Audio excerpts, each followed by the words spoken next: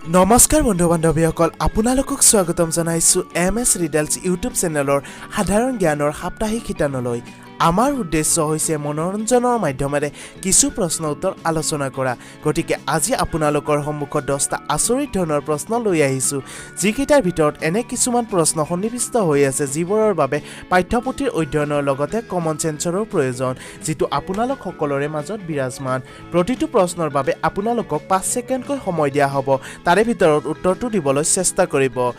আপোনালোকে নিজকে নিজে পৰীক্ষা কৰি চাওকচোন আৰু 10টা প্ৰশ্নৰ ভিতৰত আপোনালোকে কেইটা শুদ্ধ উত্তৰ দিব পাৰিছে আমাক কমেন্ট কৰি নিশ্চয় জনাব হেকৰ পিনে আপোনালোকৰ বাবে এটি প্ৰশ্ন থাকিব যিটোৰ উত্তৰ কমেন্ট কৰি জনাব লাগিব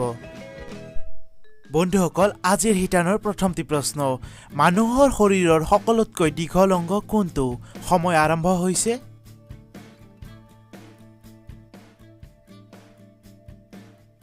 উত্তৰটি হ'ব যকৃত আজিৰ দ্বিতীয়টি প্ৰশ্ন কি জন্তুৱে আকাশ চাব নোৱাৰে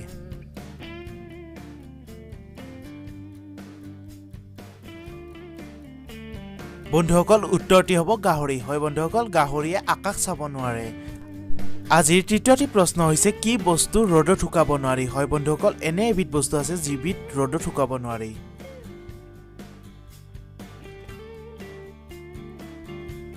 উত্তৰটি হ'ব ঘাম হয় বন্ধুসকল ঘাম ৰ'দত শুকাব নোৱাৰি 4 নম্বৰ প্ৰশ্নটি হৈছে JCBৰ ফুল ফৰ্ম কি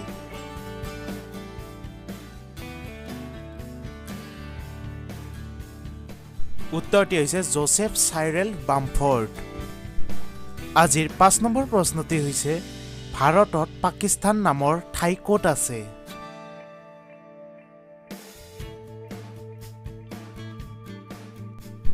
উত্তৰটি হ'ব বিহাৰৰ পুনিয়া জিলাত আজিৰ 6 নম্বৰ প্ৰশ্নটি হৈছে সিমৰ ফুল ফৰ্ম কি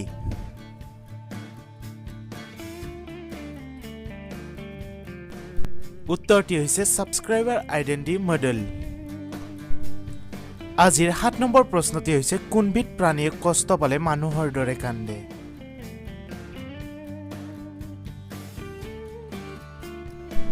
উত্তৰটি হৈছে ভালুক হয় বন্ধুসকল ভালুকে মানুহৰ দৰে কান্দে যেতিয়া কষ্ট পায় আজিৰ 8 নম্বৰ প্ৰশ্নটি হৈছে কোনখন দেশত লিখিত সংবিধান নাই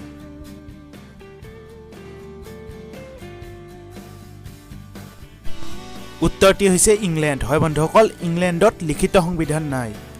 9 নম্বৰ প্ৰশ্নটি হৈছে ইংৰাজীৰ কোনটো শব্দত এই গোটেই ABCDEF আখৰকেইটা অন্তৰ্ভুক্ত আছে উত্তৰটি হ'ব ফিডবেক হয় বন্ধুসকল ফিডবেকত গোটেইকেইটা লেটাৰ আছে আজিৰ অন্তিমটো প্ৰশ্ন হৈছে ঘনীয়েকৰ কোনটি ৰূপ গিৰিয়েকে কেতিয়াও দেখা নাপায়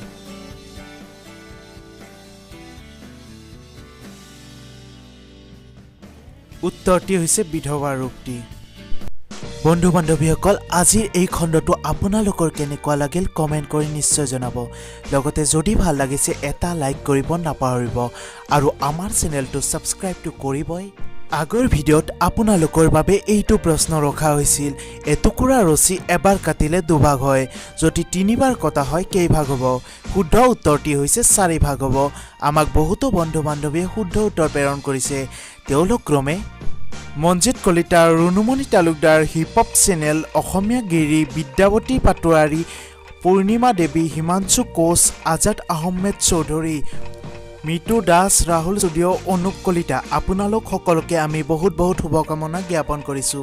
আৰু আগন্তুক ভিডিঅ'সমূহত আমাৰ লগত জড়িত থাকিব বুলি আশা ৰাখিছো এতিয়া আপোনালোকৰ বাবে এইটো প্ৰশ্নৰ যিসকলে শুদ্ধ উত্তৰ দিব পাৰে তেওঁলোকৰ নাম আমি অহা ভিডিঅ'টিত উল্লেখ কৰিম তেনেহলে আজিলৈ লৈছো বিদায় অহা ভিডিঅ'টিত লগ পোৱাৰ আশাৰে ধন্যবাদ জয় আই অসম